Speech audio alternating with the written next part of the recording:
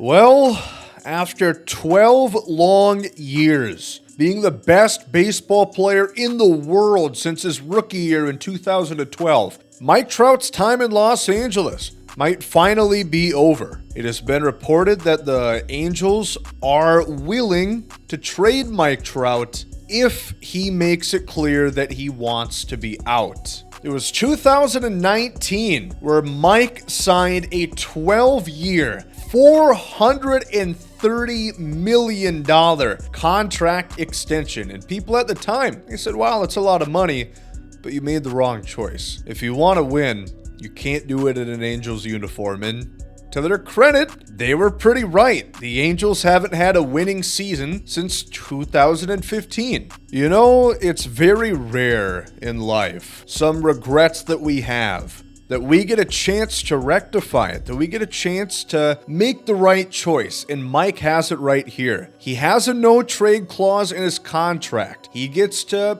essentially pick his path. And of course, recently, Mike has had a lot of time to think. He's been on the injured list for over a month at this point. He's played in just 82 games in the 2023 season, this coming a year off of missing about 50 games, and the year prior to that, he played in only 36. All the while still being an MVP-type talent. As far as a Mike Trout trade goes, where might he end up? Like we said, the no-trade clause. He can't exactly pick and magically end up on that team. It's not quite that simple. You know, we have the Braun, the decision as the thumbnail. It's kind of truthful because he has to accept the trade in order for it to go through. Let's talk about three teams that need to get Mike Trout and would be my odds-on favorites to land the three-time MVP. But first, we have to answer the question, what would the Angels even be looking for?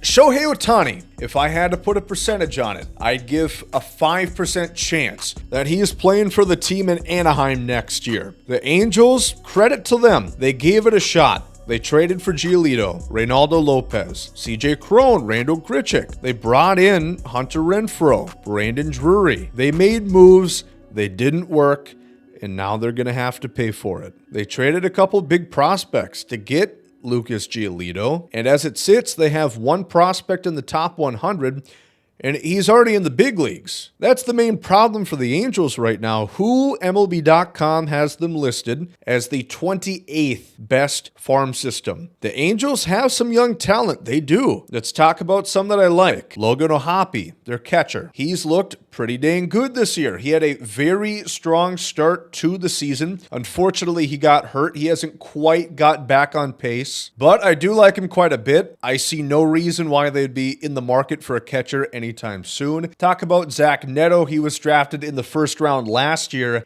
and he's played a lot. 73 games this year, and he's been one of their better players. Mickey Moniak, or Mickey Mantle, as I like to call him. Pretty much the same thing. Stat sheet, outfield. Only thing he's missing is the switch hitting. Luis Renifo, their jack of all trades, Swiss Army knife, versatile, switch hitting. Then you got Taylor Ward. He's turning 28 in a couple of months. He had a fantastic 2022, as we all know. And this year, also battling through injuries. He's been about a league average hitter. Then there's the Angels' number one prospect, ranked number 99 in all the baseball, that being Nolan Schanuel, who a lot of people were critical on the decision of bringing him up. Nolan has played well. 294 batting average through 85 at-bats. He has walked more than he struck out, which is extremely rare, especially for a guy who's as many years old as games he played in the minors. He's 21. He played 22 games in minor league baseball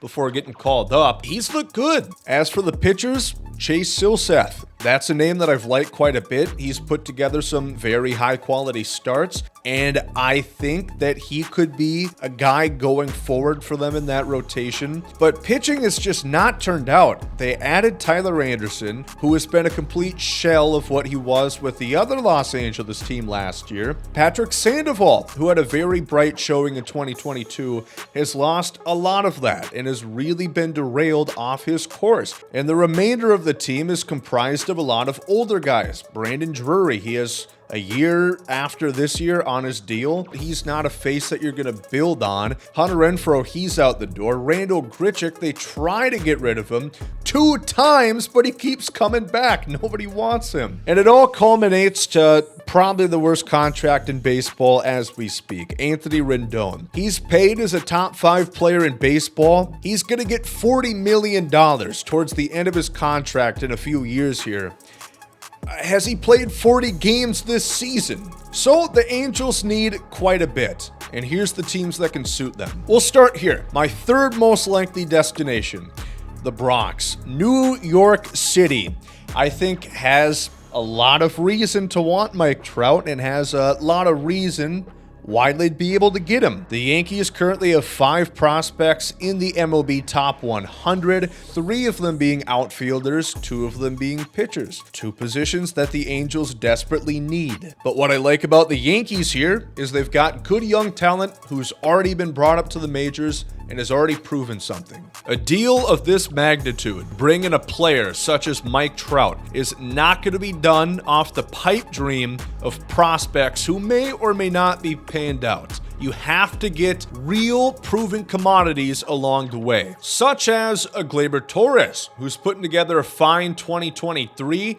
He is a free agent in 2025, so you have him for 1 year. The Yankees have a couple of starters in their later 20s that I'm sure could be on the trading block for a name as big as Mike Trout, that being Nestor Cortes, Clark Schmidt. There's Oswald Peraza, who's a versatile guy, can play the majority of the infield, put together a pretty good stretch of games in 2022, hasn't found the same fire yet this year, but has a ton of potential. And that's not even scratching the cream of the crop there in New York. You got Anthony Volpe, who I doubt would be a guy that they would trade. Really like Volpe. 20-plus home runs, 20-plus steals in the defense he's played, all in his age 21 season. Very impressive. Couple of outfielders in Spencer Jones, Everson Pereira, both ranking in the top 75 in all of Major League Baseball. Pereira's got called up this year. Spencer Jones, probably a year away still. Jason Dominguez, another guy who likely is going to be off limits, and I think quite literally is right now. He tore his UCL. He's going to need Tommy John surgery. Yankee fans very excited about him. And to make it all work, because Mike Trout is not cheap, the books have to match at least somewhat, especially with the Yankees' payroll as high as it is. It can't go that much higher. They're going to have to trade some contracts themselves, and they've got guys. Giancarlo Stanton. They've got themselves a DJ LeMahieu, and a name that intrigues me quite a bit, Carlos Rodon. He's got $27 million a year from next year on to 2028. He's not looked good, and he's missed the majority of the season. I don't know if this is someone that the Yankees are going to pass off that quickly, but he certainly would be a pretty valuable piece in a trade. And I think if you could have an outfield of Aaron Judge, Mike Trout, and Jason Dominguez, that would just be incredible. My second favorite spot would have to be there in Baltimore. There's a lot to love about the Orioles, who are either going to win the AL East or they're going to finish right up next to it. Already a great team. They don't have that much money on the books, so they're not tied. The Yankees can't really bring in so much more contracts alongside Trout, but Baltimore can. And on top of that, they've got one of the best farm systems still. They have the number 1 ranked prospect, of course, in Jackson Holliday. They've got Colton Cowser, Heston Kjerstad, Kobe Mayo, Samuel Basallo, and Joey Ortiz. Those 6 are all ranked in the top 50. And of course, guys like Jackson Holliday are going to be off limits. But I think something for Trout that he's going to want to think of, his contract lasts quite a while. And he's only 32 years old. I don't think he would just want a situation that's good for 3 years. He wants a chance to win from now until he hangs up the cleats. And again, there's so much valuable young talent. Ryan Mountcastle, he's a big name that I would expect to be brought up. And he's under contract for the next 3 years. Arbitration, not going to have to pay him too much. I think Jorge Mateo would make a lot of sense to be brought up in those trade negotiations. He's super versatile, can play so many different positions.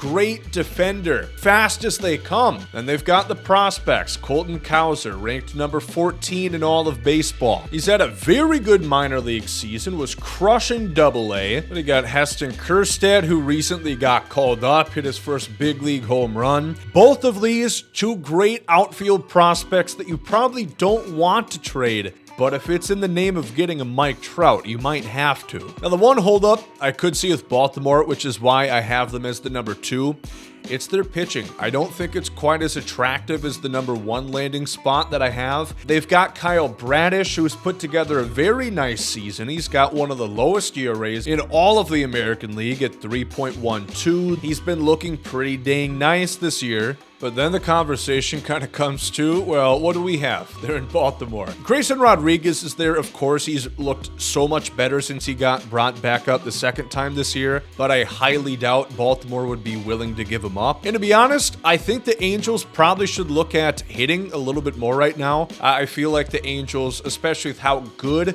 of position player, prospects, and young talent Baltimore has, I think that has to be super attractive, not only to the Angels, but also to Mike Trout, because that team is still going to be stellar. If they can maintain Cedric Mullins and Austin Hayes in that outfield alongside Trout, then you got Adley, Gunnar in the infield. They're going to be a formidable force for years to come. But finally, the number 1 landing spot, I think, is pretty clear. That's the Philadelphia Phillies. He was raised in Millville, New Jersey, not far from Philadelphia. He grew up a die-hard Philly fan, apparently, even going to the World Series championship parade. So being back home, being with his World Baseball Classic buddy Trey Turner, being with his longtime friend Bryce Harper, and being on a fantastic team that also has a lot to offer the Angels. Their top 2 prospects, 2 big pitchers in Andrew Painter and Mick Abel. Of course, there's a question mark with Andrew Painter. He was fantastic. He was so good in his first full minor league season last year, but he needed Tommy John. He tore his UCL. He's probably not going to pitch until sometime next year. That's a bit worrisome. Then he got Mick Abel, a couple years older, probably not quite as high of potential as Andrew Painter, but he should be ready for the big leagues by next year's time. You got the 19-year-old outfielder Justin Crawford, who I think is going to be a star. He's hitting .332 in the minors this year with 47 stolen bases. Aiden Miller, he was a first-round draft pick this year, ranked at number 90 in MLB.com's rankings right now. Then there's this guy, who I like a lot. Pretty underrated. Orion Kerkering, he has been dominating the minor league scene. He has a tremendous slider, which is going to be a huge strikeout pitch. It has been. He has a K rate right now of 13.3, and he also throws 100+. And the Phillies also have quite a lot of good young pieces that are already performing for the big league ball club. Johan Rojas, he has been really fun to watch. He's been outstanding in the outfield.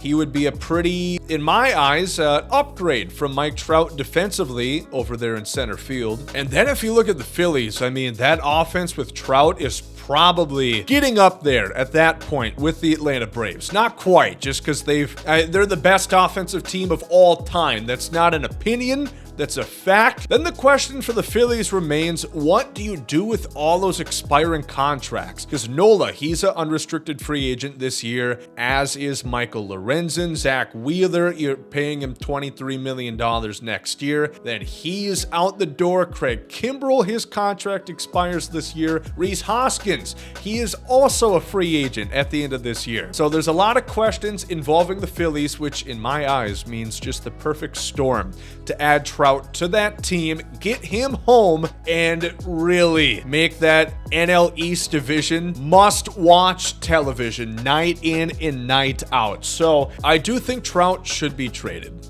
I do. And maybe he's satisfied. Maybe he's fine sitting out in Los Angeles, enjoying the nice weather. But I have to think that Trout wants to win a ring. He's done everything else. Now it's time for the championship. And these 3 teams are going to give him not only the best opportunity to do so, but also help out the Angels in the long run.